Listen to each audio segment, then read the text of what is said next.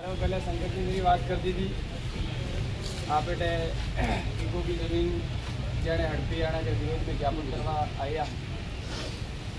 वो एक बात कहो साहब आपने कि ये इलाको 5वीं अनुसूची को और 5वीं अनुसूची मतलब कि यहाँ की जमीन यहाँ की पारंपरिक रूढ़िगत जो ग्राम सभा होती है उसकी परमिशन के बगैर कोई नहीं। पर अम्बाव में जो रिको प्लांट लगा रहे हैं ये हमने वहाँ के लोगों से पता कि सारे लोग वहीं से आए। पंचायत जो सरकार ने ये मान लिया, ग्राम पंचायत से हम एनओसी ले लेंगे। स्थानीय सरपंच साहब से भी बात हुई, उन्होंने कहा हमने भी एनओसी नहीं दी है। तो ये सरकार ने जो उल्लंघन किया है ग्राम सभा का, हम लोग यहाँ पर क्या करने आए अभी? ज्ञापन देने। एक चीज नोटिस कर लो, हम ज्ञापन देने नहीं आए हैं, हम यहाँ के प्रशासन को और अंधी बहरी गूंगी सरकार को अल्टीमेटम देने आए हैं कि हमारी जमीन की तरफ अगर आंख उठा के भी देखा तो अपने ताल तपेड़े लेके आना वाले। वो समय चला गया कि आप लोग आते, हम लोगों को जमीन से धक्का मारते और हम आदिवासी जो कौम है, शांतिप्रिय कौम है, कोई आता घर पे, हाँ भाई तू यहाँ बैठ जा, मैं जंगल में चला जाता हूँ। वो कौम भी नहीं रही है अब और वो समय भी नहीं रहा है। अगर आपने हम लोगों ने हमारी लोगों की जमीन पर नजर उठाकर भी देखी तो जो नजरें वहां आएगी वो नजरें वापस दुनिया देखने लायक। क्या इस लड़ाई में आप लोग लड़ोगे ना? आदिवासियों को यही समझ रखा है, कोई आता है धर्म के नाम से दुकान लगा के जमीन हड़प लेता है, कोई आता है औद्योगिक क्षेत्र लगा के जमीन हड़पने बैठ जाता है। ये आदिवासी क्षेत्र है, 5वीं अनुसूचित क्षेत्र है। यहाँ से अगर आपको एक कंकड़ भी उठाना है तो हमारे गांव की जो रूढ़िगत ग्राम सभा है उससे परमिशन लेनी पड़ेगी। अगर आप लोगों ने वहाँ पांव रखने की भी कोशिश की तो जो पांव वहाँ गिरेगा वापस अपने पांव पर वो खड़ा होकर नहीं आएगा। हम लोग यहाँ पर आप लोगों से भीख मांगने नहीं आए, हमारी जमीन है, हमारे पूर्वजों ने निकाली है, हमारे पूर्वजों ने बचाई है। अगर आप लोगों ने उस पर एक बार और नजरें डालने की कोशिश की तो अब हम वो आदिवासी कौम नहीं रहे कि आप लोगों से हाथ जोड़कर हम जंगलों की तरफ लौट जाएंगे। अब हम उन पूर्वजों के वंशज हैं जो ईंट का जवाब पत्थर से देना जानते हैं। इसलिए आप लोगों ने वहां पर जितने भी बोर्ड, ताल, तपुड़े जो भी लगाए हैं, 7 दिनों का समय शंकर जी ने कहा है, लोक अध्यक्ष जी ने, आपको लगे वो ताल तपेड़े बोर्ड हमारे हैं तो उखाड़ के ले जाना। अगर आपको लगता है कि नहीं उखाड़ सकते तो 7 दिनों बाद उधर आना ही मत। अगर भूल से आ गए तो वापस इधर आने का रास्ता नहीं मिलेगा। साथियों, कहने को बहुत सारी बातें हैं लेकिन मैं ज्यादा बात नहीं करना चाहूंगा। बस प्रशासन को ये अल्टीमेटम देने आए हैं, ये अल्टीमेटम दे के जाएंगे कि जमीन हमारी है, हमारे पूर्वजों की है, हम कतई नहीं देंगे। जमीन के लिए सर कटाना पड़े तो कटा लेंगे लेकिन सर झुकाएंगे नहीं। आपको धन्यवाद। जो एक नई बीमारी आई है उसका नाम है रिको प्लांट। ये जो बीमारी है, ये बीमारी कागजों के अंदर रंगापोती करने वाला कौन, हमारी जमीन की रंगापोती करने वाला कौन, पहले ये पहचानना पड़ेगा। पहले उस व्यक्ति को हमारे को पहचानना पड़ेगा जो हमारी संस्कृति, हमारी बोली, जो हमारी भाषा, जो हमारे क्षेत्र का जो रूढ़िगत ग्राम सभा, जो हमारी 5वीं अनुसूची नहीं समझ सका है, वो आके बैठा इस काली कुर्सी पे जो हमारी जमीन छीनने की कोशिश कर रहा है। हम उनको चेतावनी देते हैं, अगर 7 दिन के अंदर ये जो दरिया से लगाकर अम्बाल तक जो बोर्ड लगे हैं अगर नहीं हटते हैं तो हम बहुत ही बड़ा उग्र आंदोलन करेंगे। आज जो ग्राम सभा का उल्लंघन मतलब इस देश के संविधान का उल्लंघन है। अगर इस देश के संविधान का उल्लंघन करते हो तो आप भी इस देशद्रोही हो, इस यहाँ के उल्लंघन कर रहे हो तो आप देशद्रोही के दायरे में आते हो। और इस रिको प्लांट को अगर निरस्त नहीं करते हैं तो हमारे जो लोग हैं कलेक्ट्री के अंदर भी ज्ञापन देंगे और इस पूरे क्षेत्र के अंदर अगर रोड भी जाम करना पड़े तो हम सारे लोग मिलकर करेंगे। हमारा जो कानून कहता है 5वीं अनुसूची 244 एक के तहत जो रूढ़िगत ग्राम सभा है उसका जो उल्लंघन किया है उनका हम जवाब देने वाले हैं, क्योंकि अब हम स्वाभिमानी कौम है।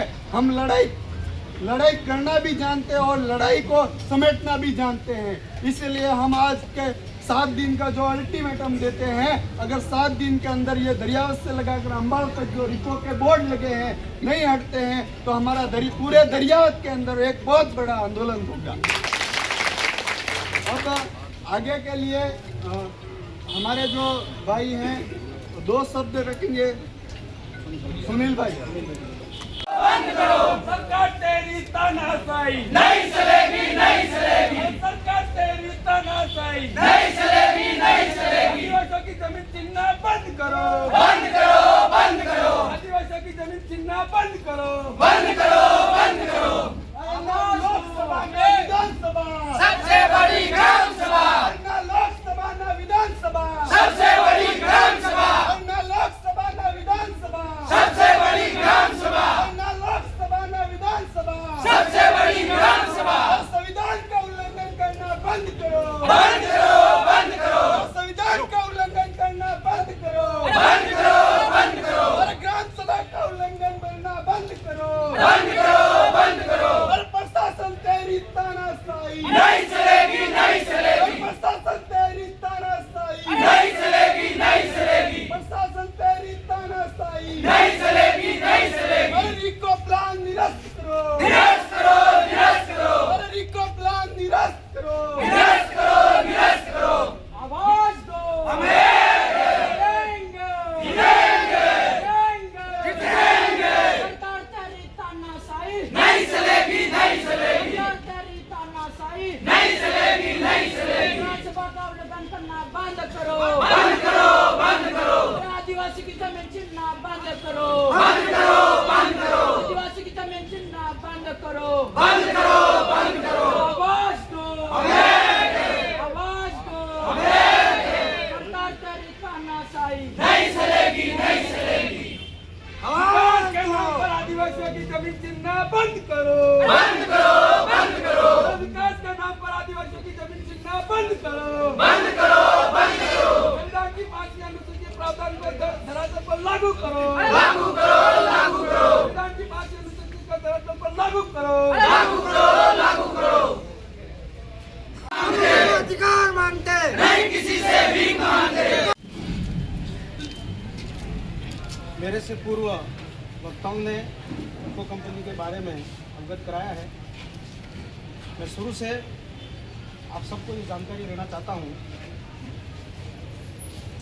मेरे संज्ञान में 17 साल 23 को ये बात आई थी कि मेरी ग्राम पंचायत में राजस्व गाँव अंबाव में रिको कंपनी को ज़मीन आवंटन की जा रही। तो मैंने उस समय विरोध किया, ये मेरे पास प्रूफ है। मैंने जिलाधीश महोदय को लेटर लिखा था, आप पढ़ो। मैंने उसके बाद ग्राम सभा की कॉपी एसडीएम को भी दी, तहसीलदार जी को भी दी, और उस समय मुझे आश्वस्त किया था कि आप विरोध में हैं तो हम आवंटन नहीं करें, ठीक है। उसके उपरांत गोपनीय तरीके से जमीन आवंटन होने के बाद हमारे ध्यान में नहीं आई ये बात, क्योंकि इन लोगों ने ऊपर से किया। कुछ भाई मेरे ग्राम पंचायत के युवा साथी अन्य साथी के मन में एक विचार आया कि हो सकता है सरपंच साहब इसमें मिली भगत हो, ठीक है। मेरे पास ये प्रूफ है कि देख लो आप, आवंटन कब हुआ? 24 में, ये 16/3/24 को जमीन आवंटन हुई है, और मैंने विरोध किया 17/7/23 को। अब तो आपको शंका निकली नहीं निकली? मतलब आपस में मन मुटाव करना, आपस में बांटना तो अपन कमजोर हो जाएंगे। और मेरी बात सुनो, मैं 15 साल से लगातार सार्वजनिक जीवन में हूँ। यहाँ कुछ एक भाई देवड़ा के बैठे हैं, आप सबको ध्यान नहीं होगा। मैं 15 साल से सरपंच हूँ। देवड़ा में एक ऐसी कंपनी पहले आई थी अड़ुआ फला में, और मुझे, मैं आपको सार्वजनिक बता रहा हूँ, मुझे गाड़ी में बैठा करके 5 लाख का बंडल दिया था। लेकिन मैंने कहा मुझे ये 5 लाख नहीं चाहिए, मेरे को यहाँ की जनता चाहिए, यहाँ के मवेशी चाहिए, यहाँ की जमीन चाहिए। उनको भागना पड़ा और माइंस बंद करनी पड़ी। मैं वो इंसान हूँ, लेकिन किसी कारणवश मैं मजबूर था, मेरी पत्नी की डेथ हो गई थी, उस दरमियान इन बंदाओं ने बात उठाई और मेरे पर आक्षेप लगाए। मेरे अंदर एक पीड़ा है जो मैं आपको शांति करना चाहता हूँ। मैं ऐसा इंसान नहीं हूँ। मुझे 3 बार जनता ने इसलिए नहीं सुना कि मैं अवगुणी हूँ, लेकिन सोच समझ के किसी तथ्य के साथ किसी के ऊपर आक्षेप लगाना है तो आप पहले सोचो, समझो, परखो, फिर सार्वजनिक बात या फिर व्यक्तिगत कह सकते हो आप। जो मेरी पीड़ा है मैंने आपको बताया। अब रही बात आगे की, मैंने पहले भी ये कोतवाल जी हमारे गांव के आदमी हैं जिनको ध्यान है, और प्रतापगढ़ से वो भाई आए थे, उनका नाम मैं नहीं जानता, मंगलाल जी आए। मैंने ये शब्द कहा और आज भी कायम हूँ, मेरी गर्दन कट जाए लेकिन मैं रिको को जमीन नहीं दूंगा। अब बोर्ड लगा उस दिन की बात मैं करता हूँ। कुछ भाइयों ने मेरे ऊपर आक्षेप लगाया कि आपने उस दिन विरोध क्यों किया, विरोध क्यों नहीं किया। तो 8 तारीख को बोर्ड लगा। 8 तारीख के दिन मेरे घर पे 5 दिन लगातार बैठने उठने वाले लोग आ रहे थे। मुझे 1 मिनट का समय नहीं था, क्योंकि मेरी पत्नी का भोग था, इसलिए लोग आ रहे थे, तो मैं नहीं जा सकता। ठीक है। अब रही बात, अब बात सब सार्वजनिक हुई, सामने आई, अपन विरोध दर्ज करने आए हैं। अब आज के बाद कोई आपस में किसी को बांटेगा नहीं। जब तक ये जमीन निरस्त नहीं होगी तब तक अपने को लड़ाई लड़नी मिलजुल के लड़नी सबसे अच्छा। और दूसरा एक पहलू और है जिसको मैं बाद में सार्वजनिक करूंगा। मैंने कोर्ट का दरवाज़ा खटकाया, उसके अंदर मेरे पास कोई चीज़ की डॉक्यूमेंट्स की कमी है, अभी मैं उसकी पूर्ति कर रहा हूँ। मैंने रीट दायर कर रखी है। वहाँ कुछ भाइयों को ज़मीन 1977 में अलॉट हुई नसबंदी के नाम से, ठीक है, लेकिन वो व्यक्ति मौके पे काबिज नहीं हुआ, तो नक्शे में टर्मिनल जमीन वहाँ पर हुई नहीं, ठीक है। वो गलती किसकी है? सरकार। आवंटन किसने किया? सरकार ने। नक्शे में टर्मिनल नहीं की, उसकी गलती सरकार। और उन काश्तकार को समय समय पर जो मुआवजा राशि मिली वो उनको बराबर मिली। तो एक तरफ आप उस खातेदार को मुआवजा दे रहे हो, एक तरफ आप कह रहे हो नक्शे में टर्मिनल नहीं है, और एक तरफ उसको अलॉट आप नहीं किया है। तो वो डॉक्यूमेंट्स में निकाल रहा हूँ, मैंने हाईकोर्ट में रीट लगा रखी है। वो डॉक्यूमेंट साथ में लगा करके मैं स्टे की कार्रवाई पूरी